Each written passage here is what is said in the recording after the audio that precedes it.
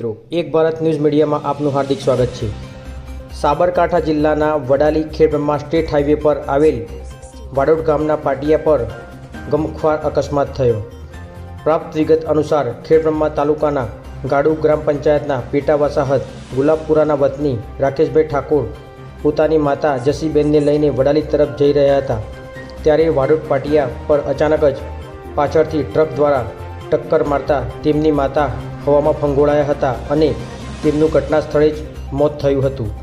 જ્યારે રાકેશભાઈ ફેંકાઈ જતાં તેમને પણ ગંભીર ઈજાઓ પહોંચી હતી। તાત્કાલિક 108 દ્વારા વડાલી સિવિલમાં લઈ પ્રાથમિક સારવાર કરી અને ગંભીર ઈજાઓ હોવાના કારણે હિંમતનગર રિફર કરાયા હતા। પત્રકાર વિશાલ ચૌહાણ, સાબરકાંઠા।